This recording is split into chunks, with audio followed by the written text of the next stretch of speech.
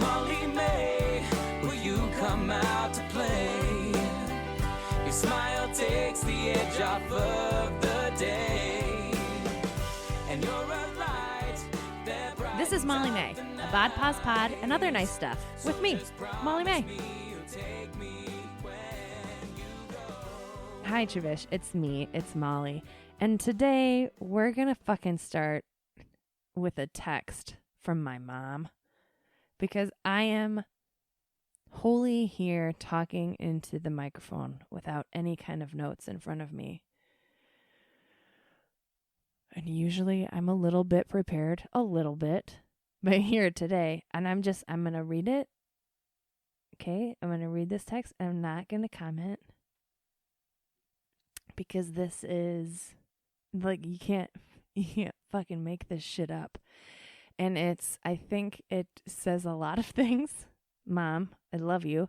It says a lot of things in a very short amount of time. And I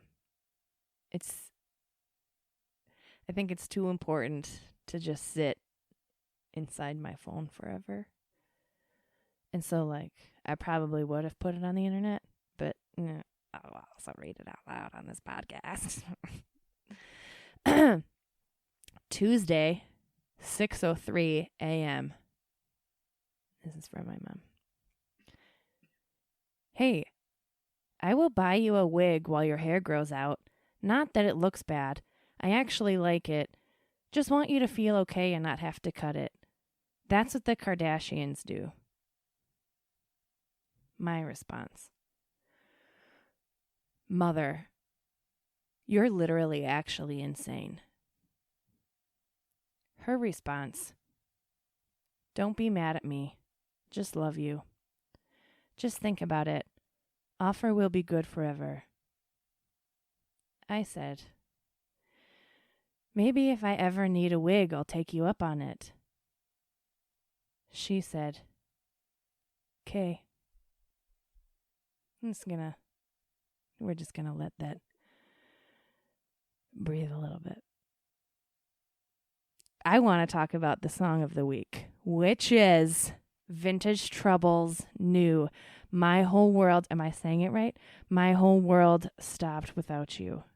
Is that right? My Whole World Stopped Without You. You think I would know this. I had the greatest pleasure of my entire life working on this new Vintage Trouble album. The album is Chapter 2. I was brought on the project as a photo editor, like a clinch last minute moment photo editor. And then it turned into, yes, I will design your entire fucking album. And it was so amazing.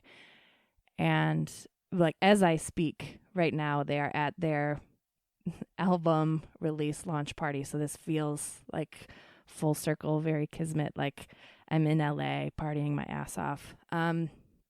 Ty Taylor is one of my very, very, very special buddies. And you've heard me talk about him before because he is the king to my queen of color stories.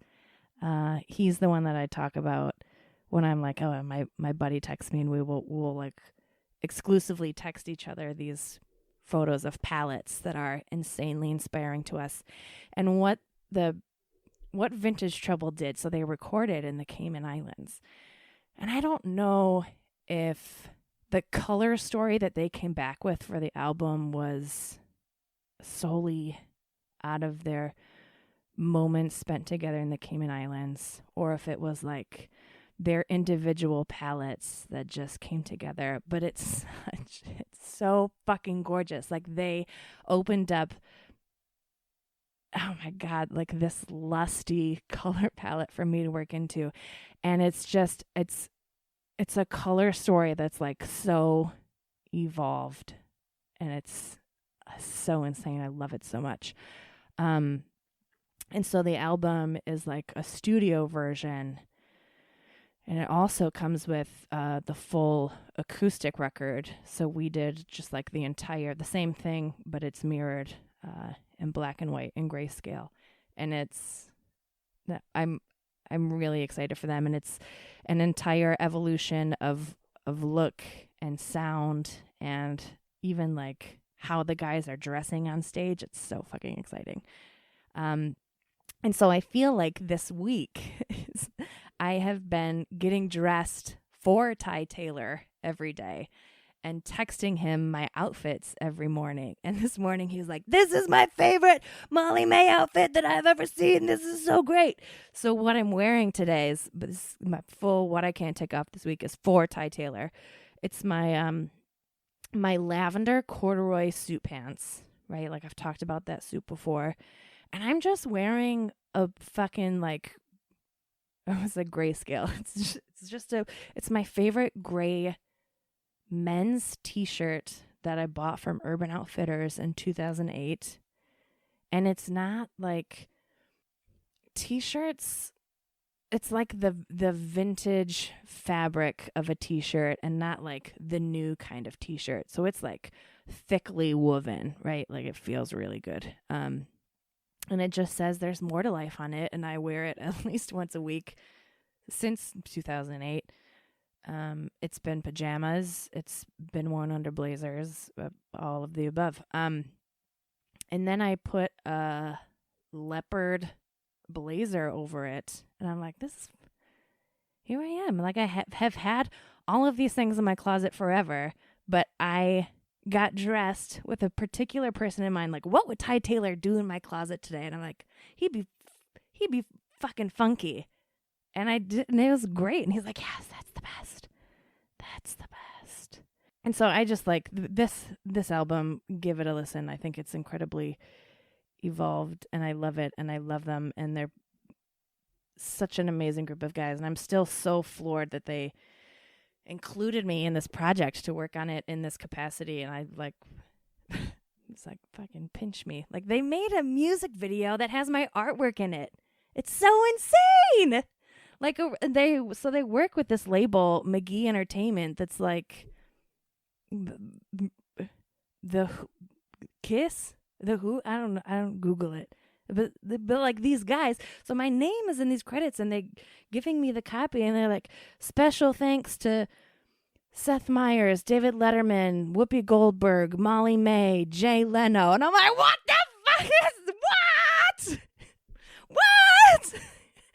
Well, at first they spelled my name Molly May McMahon with an O, and so I text the project manager, and I was like, there's two Molly May McMahons.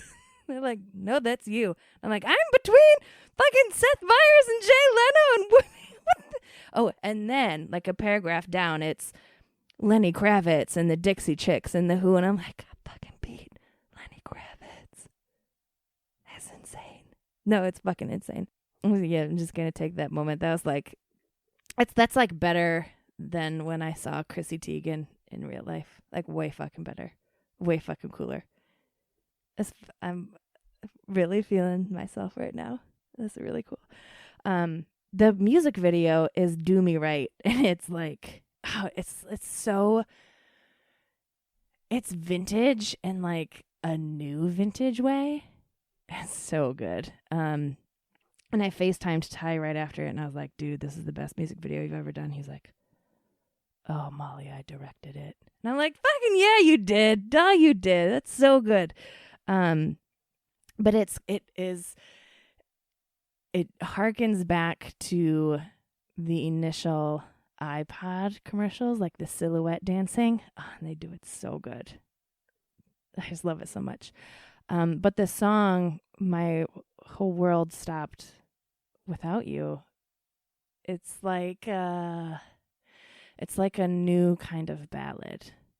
I just love it so much. It's very snappable. It's very danceable. I mean, the entire album, like I could dance my fucking ass off, and I do, and I will continue to. But this is like I was really feeling it today. I want to talk quick about JAK Beauty. That's the Who to follow. Jessica Kippers is her name, and I am so proud to call her my esthetician. And also, I'm so proud that I could say esthetician and say it the right way, because that took a long fucking time. So Jessica Kippers is one of those relationships from the internet that has manifested into a real love romance. Could not live without her. And that's not just because she makes me not look like a troll human. She is an artist and a scientist. I mean, like, she's gonna come on as a guest in season 2 because she fucking has to, because the amount of shit that's in her brain is insane to me. So she can do like all the cool, like, blood sucking, plumping, peeling shit, but then she's also like, hey, I'm gonna do your makeup for your wedding and for New Year's Eve, and you're gonna look fucking banging. So the first time that I met Jessica, she did my makeup for New Year's Eve, and it was, yeah, the first time we met, and it was like, you know, we're like, oh, cute, okay.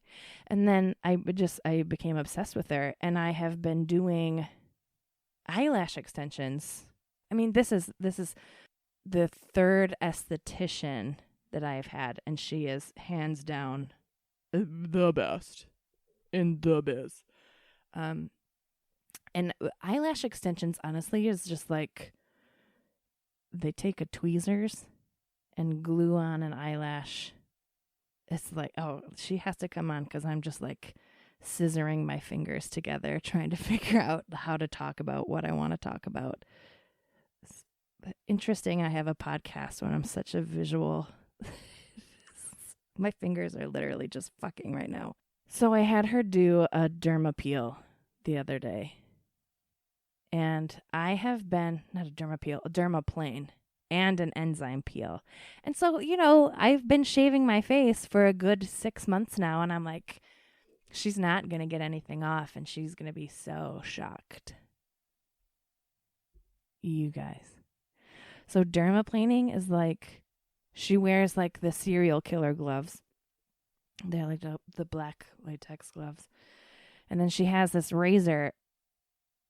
And it felt so good. So it exfoliates your skin and takes all the dead skin off that's just been accumulating for fucking ever. And all the baby hairs. And at the end, I mean, she took photos for the entire process because she knows that I'm like really into Dr. Pimple Popper. And like the quality of photos that she takes of this shit is like surgical. It's so good. And it's so juicy and it's so disgusting. She's like Dr. Hairball is what I named her, because it's so juicy. So at the end, we're looking at these photos and I'm like, this is insane. There are actual like carpet burritos that came off. And I have been actively shaving my face for 6 months. You guys, I walked out of there. I looked like a fucking real housewife. I looked so rich. And my skin has never felt, it was like brand new fucking porcelain. And like my chin almost felt like I had Novocaine, because it was like there was so much shit that apparently came off my chin, like so much fucking hair and dead, dirty, gross skin, that it was like my chin was feeling feelings for the first time. Like it was so fucking bizarre. And then she did this enzyme peel. I mean, that has like essentially no downtime. It was almost just like another mask, but it just like allowed my skin to like suck in all the juicy nutrients. It was like my skin's first drink of life. And then 2 days later, I put makeup on for the first time since 2 days later, I put makeup on. Yeah. And it was like, I had to use half of the amount that I ever had. And it was so easy to put my makeup on. And like, I didn't wear highlighter, because it was like, I fucking looked like, I looked so fucking rich. I looked like my skin had the quality of like a rich suburban Republican woman that has the opportunity to only go fucking get facials. I mean, like, I don't want to be that woman, but my skin was the equivalent of that, and it really was something. It really was a treat. And I apparently you can get them like every 4 to 6 weeks, and I haven't had.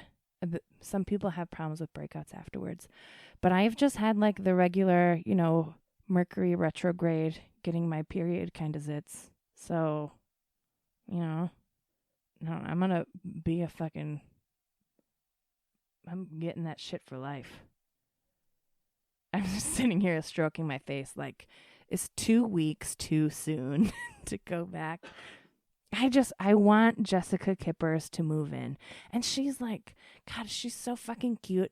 And she's one of those people that can do all the different kinds of makeup looks and pull them all off and look so great. And like, I don't know what I would do if I was a professional makeup artist and could also do that to myself. It's like, you can be really good at braiding someone else's hair, but then the second you try to braid your own hair, you're like, your fingers are screwed on backwards. But like, not Jessica Kipper's fingers. She can do it. She's my who to follow. She's my fucking everything. To Ty and Jessica, fucking love you. Praise you. He is risen. Hallelujah. Love you, Tribish. Bye. She better go or she's gonna keep doing some shit. Bye. And if you got this far in the pod, I'm impressed as fuck and really grateful to have you listening. If you want to know more information about me or the show, check out the show page on matriarchdm.com, where we host all of the What I Can't Take Off, our progressive Spotify playlist from the songs of the week, and obviously the reminder of who to follow for the week, all in a nice little fucking Matriarch digital media bow. Theme song is Molly May by Ben Karen. Like, I'll never get over saying that. It's so good, right? Thanks for listening. You're so cute.